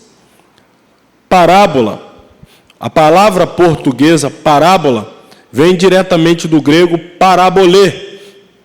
E tem gente que chama de parabola, né? Parabola. Você já deve ter ouvido história também de gente que até parou de jogar bola porque entendeu que Deus estava mandando parabola, parabola. Que bom que parou a bola, né? Não perdeu muita coisa, não. Mas significa, na verdade, pôr ao lado de, com o sentido de comparar. Parábola, parabolê significa uma comparação. Então, o Senhor Jesus queria ensinar coisas tremendas, extraordinárias, verdades espirituais profundas. Então, ele usava o recurso da parábola. ele falava de coisas simples, comum, do cotidiano, que qualquer um podia entender, e então aplicava esses conceitos espirituais, fazia a aplicação espiritual, ensinava verdades espirituais usando histórias naturais, normais, comuns, corriqueiras, do cotidiano. O semeador saiu a semear, descia um certo homem de Jerusalém para Jericó, a certa mulher tinha 10 dracmas, perdeu uma, um pai tinha 2 filhos, um saiu de casa, o outro ficou... Pode falar isso para qualquer pessoa, em qualquer lugar do planeta Terra, vai entender o que você está falando. O que é um semeador saiu semear, a semente caiu aqui, ali, lá, caiu aqui, é isso, caiu ali. Qualquer lugar do planeta Terra que você falar isso, vão entender. Qualquer lugar que você falar, o homem tinha 2 filhos, um filho saiu de casa, o outro ficou, aquele que saiu gastou tudo, voltou, o pai recebeu. Qualquer lugar do mundo entende isso. Então, a verdade é espiritual. Mas ele usa ali um fato do cotidiano, né, para ilustrar alguma verdade ou ensino comumente usado para indicar uma história breve, como exemplo esclarecedor. Estou aqui, ó, que ilustra uma verdade qualquer. A comparação, assim provida, pois, torna-se um instrumento didático. A parábola não é uma fábula, porque a fábula é uma forma de história ilustrativa fictícia e que ensina através da fantasia. O que é a fábula? Na fábula o animal fala, na fábula os objetos inanimados falam, a cadeira falou com a mesa, o porco conversando com a galinha, isso é fábula. Parábola não trata com coisas assim irreais.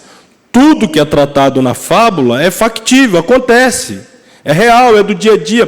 A história em si pode até ser criada, mas é algo criado que é passivo de acontecer mesmo, normal, do dia a dia comum. Então a parábola nem sempre lança mão de histórias verídicas, mas admite a probabilidade, ensinando mediante ocorrências imaginárias, mas que jamais fogem à realidade das coisas. Então vamos falar aí das parábolas de Jesus. Eu começo falando daquela que particularmente eu mais gosto, e só Lucas traz também, que é a do bom samaritano. Lucas 10, a partir do versículo 25 até o 37. Parábola do bom samaritano. Primeira coisa que a gente destaca. Para os judeus, as palavras bom e samaritano nunca poderiam estar na mesma frase. Logo, a primeira reação de um judeu ao ouvir uma parábola dessa seria de descrença. Jesus usou dessa ironia justamente para mostrar mostrar ao seu questionador que cumprir a lei sem agir com amor para com seu próximo é uma devoção sem valor. Através dessa parábola, Jesus fez com que a simples menção da palavra samaritano se tornasse sinônimo da pessoa que age com misericórdia gratuita pela outra. Olha como é que Jesus conseguiu e consegue mudar totalmente, radicalmente, irmão, o sentido de uma palavra quando ela passa na boca dele, nos lábios dele. Até essa parábola aqui, qualquer que falasse de samaritano era sinônimo de povo mesclado, povo idólatra, povo que não era mais puro, que se misturou com outras regiões, que adorava divindades pagãs e tal, era sinônimo de tudo aquilo que fosse ruim. Depois que Jesus usou uma parábola, e na parábola de Jesus o samaritano ganhou uma conotação positiva, hoje, em qualquer lugar do planeta Terra, samaritano é sinônimo de bondade. Tem muitas igrejas chamadas Igreja Bom Samaritano, tem muitos institutos chamados Instituto Bom Samaritano. Um dos maiores movimentos evangelísticos do mundo do século passado, um dos maiores, se não até o maior movimento evangelístico do mundo do século passado, tinha por título o Bom Samaritano. Sabe que movimento era esse? Era as cruzadas de Billy Graham. Era movimento Bom Samaritano. Olha como é que muda quando Jesus toma aquela palavra e dá a ela um outro sentido. Muda tudo. E Em qual contexto isso acontece? Eu vou aqui só lembrar, né? Não vai dar tempo da gente aprofundar na leitura. Jesus, ele é interpelado por um doutor da lei, que pergunta a Jesus o que deveria fazer para ser salvo. Jesus retorna a questão para o doutor da lei. Você que é o doutor da lei, você que tem que me dizer o que está escrito na lei. Como é que você lê? O doutor da lei diz, olha, segundo a minha interpretação da lei, para ser salvo, eu tenho que amar a Deus de todo o meu coração, de toda a minha alma, com toda a minha força, com todo o meu entendimento, e meu próximo como a mim mesmo.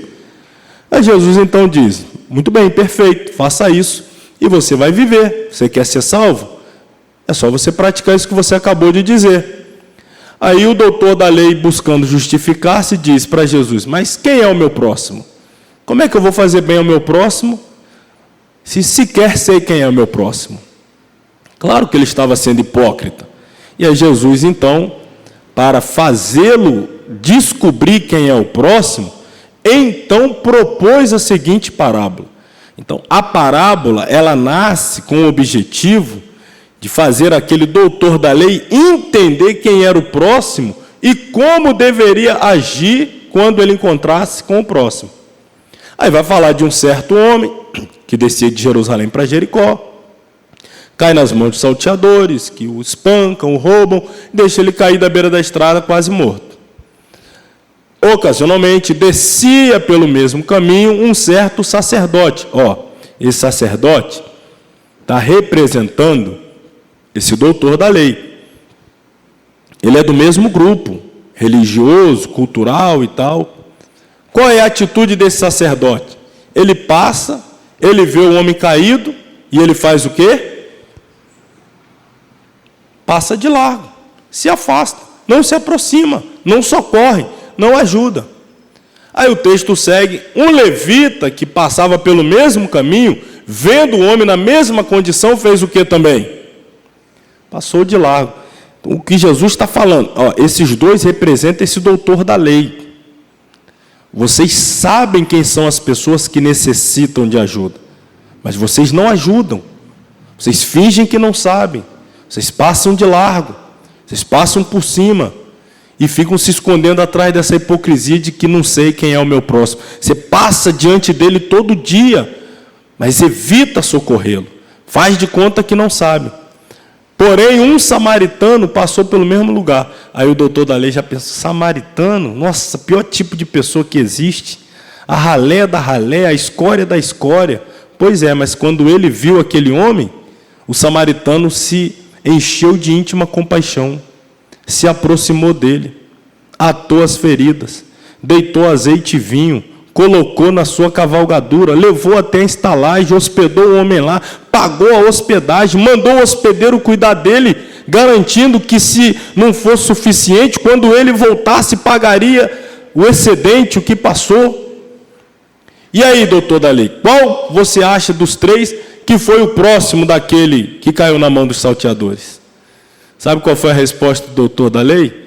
A resposta dele deveria ser o samaritano. Era isso que ele tinha que falar. Só que se você ler o texto, ele disse assim, tenho para mim, que foi esse último aí, ó. Que o senhor comentou agora aí, no final aí. Acho que foi esse aí.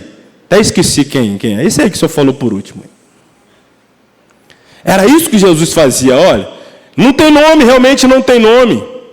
Não tem título, não tem cargo, não tem função, não tem prestígio, não tem credencial, mas tem compaixão, tem amor ao próximo, tem desejo de socorrer, de ajudar, está disposto a abrir mão de parte do que tem para ajudar o outro a se levantar.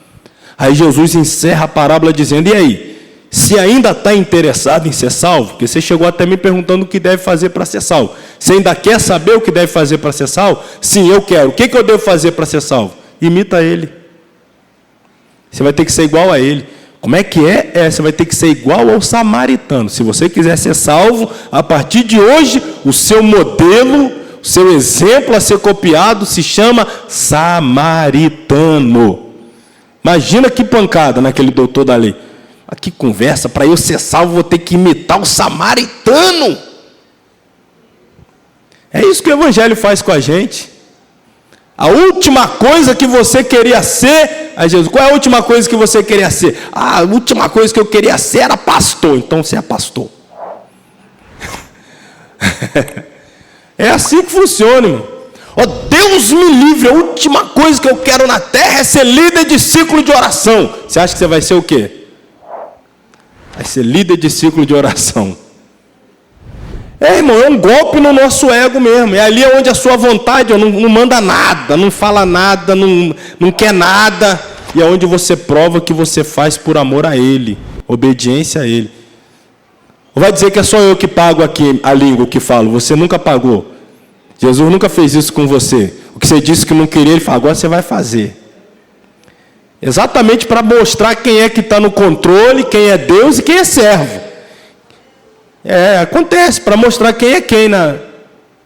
Então aqui, essa parábola ela é tremenda por conta disso. Outras duas parábolas, exclusivas de Lucas, o juiz, o amigo inoportuno e o juiz iníquo. Qual é o ensinamento que essa parábola quer trazer? Insistência na oração. Só alcança a vitória quem é insistente na oração. Perseverança, não abandonar. O amigo importuno, o camarada está lá dentro da sua casa dormindo, aí o outro lá, o vizinho, recebe um viajante, colega dele distante, chegou lá, ele não tem nada para oferecer, aí ele vai lá na casa do amigo, amigo, abre minha porta, chegou um amigo meu distante, está lá em casa, eu não tenho nada para oferecer, me arranja um pão aí, amanhã eu te pago. Não, eu já estou deitado na minha cama, já lavei os pés. Não, me arranja o pão, amanhã eu te pago, amanhã, e vai. Aquele homem que está deitado na cama, ele tem duas opções. Ou ele vai ficar até 7 da manhã nessa ladainha com o homem do lado de fora. Me dá o pão, me dá, não me dá, não vou.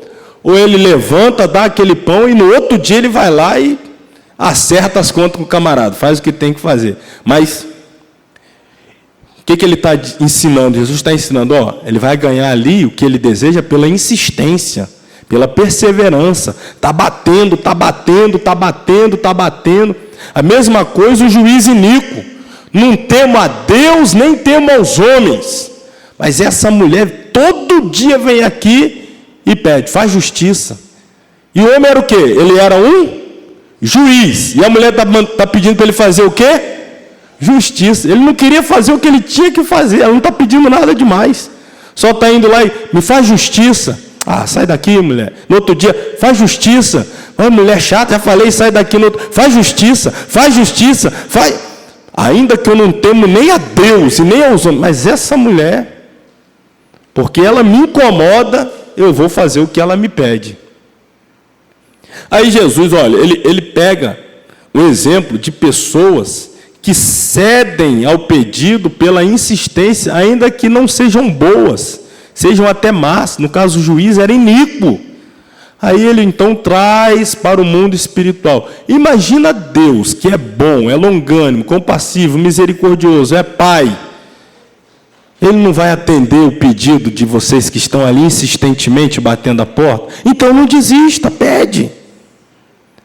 Em ambas, a conotação é sobre persistência na oração. Deus não é juiz iníquo, muito menos um vizinho sem consideração.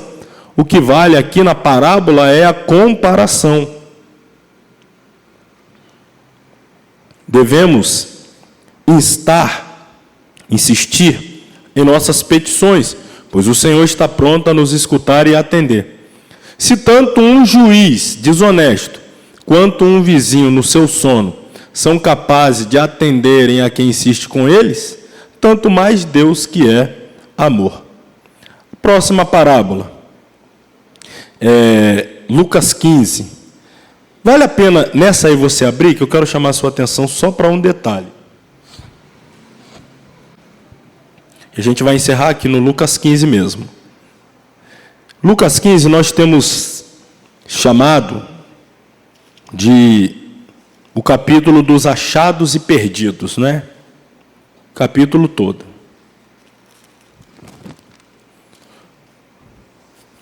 Só eu quero chamar a sua atenção mais uma vez para o contexto em que a parábola a parábola,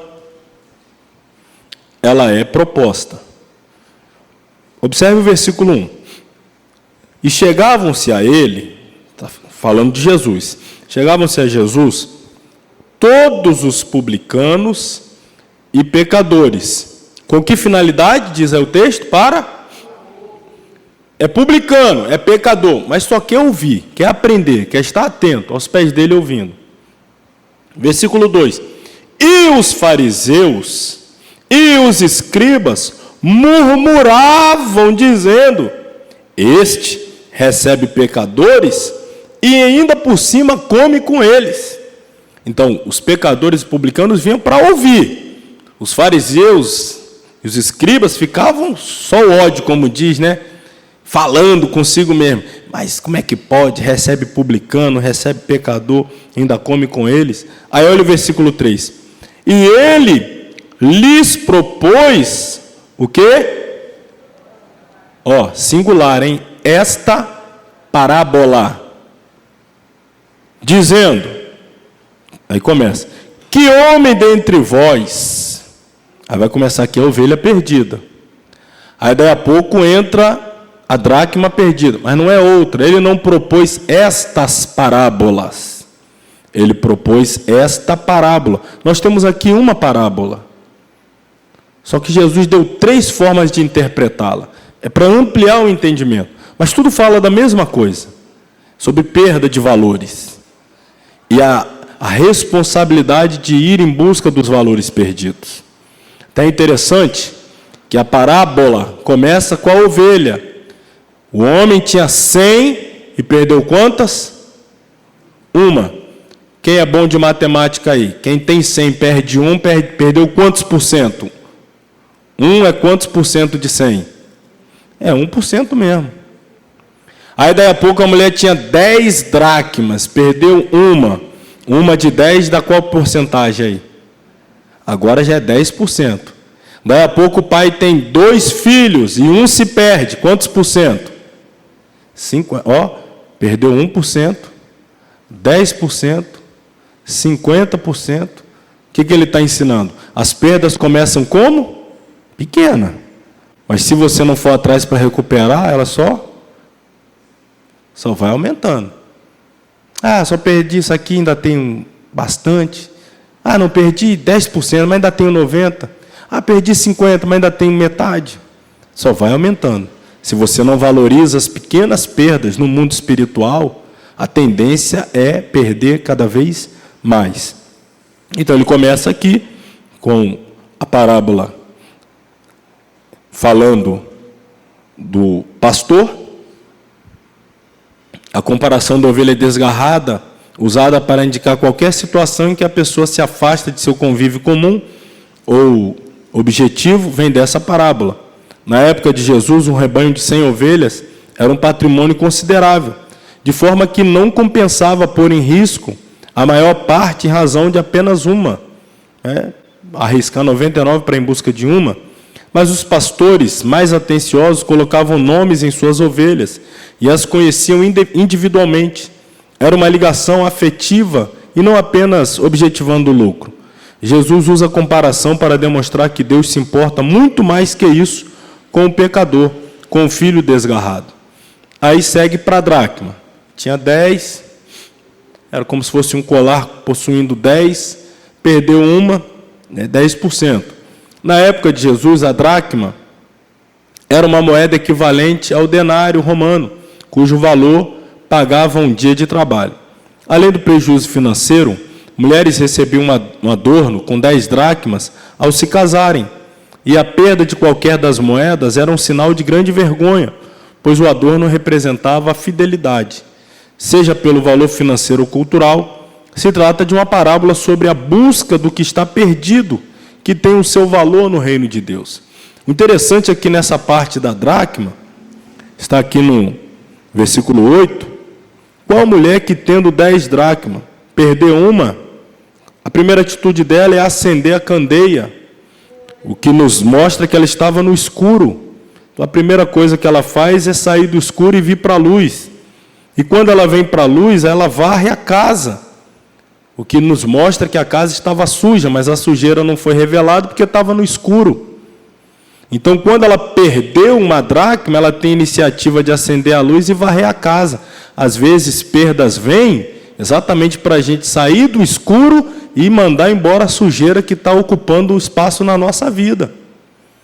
Às vezes, perdas acontecem para que nós possamos recuperar valores espirituais que nós não estamos dando valor. Tem que ficar atento a isso aí também, muito sério. Finalmente, o pródigo, o filho pródigo. A palavra pródigo significa esbanjador, é aquele que gasta muito. O filho pródigo é o filho que gastava de forma irresponsável, é gastador. Então, isso significa ser pródigo. O filho pródigo é o que pegou a herança e resolveu sair e gastar tudo. A mais conhecida e emblemática parábola de Jesus aparece apenas neste livro, como já disse. É a mais perfeita ilustração da trajetória... Voltou aqui, desculpa. É a mais perfeita ilustração... Desculpa, voltar aqui. Da trajetória do crente rebelde, que se afasta de Deus, é lançado na lama por suas escolhas e pelo diabo, mas se volta arrependido para o Pai, é recebido de braços abertos. O filho mais velho, que reclama da atitude do pai para com o filho desgarrado, representa os fariseus, que eram atentos à obediência da lei, mas tinham completa vanglória disso, esquecendo-se de que careciam da graça do Pai, além de não saberem efetivamente para quem e para que faziam tudo aquilo. Na verdade, o filho que fica em casa, que representa os fariseus ali, eles também eram perdidos dentro de casa. Um se perdeu fora e o outro se perdeu dentro. Na verdade, a perda aqui foi total. Só que o que se perdeu fora voltou. E quando ele volta, então ele revela que o outro filho estava perdido dentro de casa. E isso é muito sério. Às vezes a gente não dá atenção para filhos perdidos dentro de casa. Está dentro da igreja, mas está perdido. Participa dos conjuntos, mas está perdido. Temos que ter essa atenção. A outra aqui é das 10 minas, mas não vou falar. Mais uma vez fala sobre perdas, o cuidado de administrar valores espirituais que Deus nos dá. A gente vai encerrar por aqui. Semana que vem, a gente entra, então, no Evangelho, ou no registro mais profundo do Evangelho, que é o de João. E aí, na outra aula, a última, falaremos de Atos dos Apóstolos. Então, a próxima aula todinha para falar apenas de João, e a quinta e última aula falaremos de Atos dos Apóstolos. Vamos, mais uma vez, ficar sobre os pés, orar, encerrar, agradecendo aos irmãos, mais uma vez, a paciência. Lembrando também do livro que está aí à disposição daqueles que desejarem, Eu trouxe o livro do nosso amigo pastor Bruno Andrade, com o propósito de ajudá-lo na aquisição do seu templo, da igreja que ele é pastor. Então, não estou tendo absolutamente nenhum lucro na venda deste livro. É só com o objetivo mesmo missionário para ajudar o pastor Bruno e a igreja que ele preside a adquirir o templo. São 100 histórias que ele gosta muito de contar em seus sermões, que têm servido para devocionais. São 100 histórias bíblicas e também de outros personagens do mundo cristão, John Wesley, Spurgeon, Finney, Moody, muitos personagens, e que serve tanto para devocional quanto para enriquecer sermões de pregadores. O valor é R$30. Os que estiverem adquirindo, a gente está permitindo que leve, a gente anota ali, pode acertar até, vou botar a data aqui, até dia 4 de setembro, quarta-feira, dia 4 de setembro. Então, sem ser a próxima, a outra ainda, dia 4 de setembro. Quem desejar, é só nos procurar ali no final e adquirir. Querido Deus e Pai, muito obrigado pela noite de hoje, pela aula de hoje, pela bênção a nós dispensada na noite de hoje, pela iluminação, a revelação da Tua Palavra. Peço ainda que nos leve em paz aos nossos lares, dê-nos uma noite tranquila, de paz, repouso em Tua presença, uma continuidade de semana também guardado e protegido pelas Tuas mãos. Ó Deus, nós Te louvamos por tudo o que temos aprendido, com a Tua palavra, que tem sido enriquecedora para a nossa vida espiritual. Ó Deus, nos ajuda a cada dia a seguir o exemplo do nosso Mestre por excelência, o Senhor Jesus. Se quisermos, ó Pai, seguir os passos de um homem perfeito, nós devemos a cada dia negar o nosso próprio eu e buscar imitar o nosso Salvador em tudo. Assim pedimos a Tua ajuda, a Tua bênção, em nome de Jesus. Estenda as mãos, que o grande amor de Deus, a graça do Senhor Jesus Cristo, a comunhão e a consolação do Espírito Santo, seja com todos que amam e aguardam a volta de Jesus. Todos digam amém. Deus abençoe a todos, no nome de Jesus.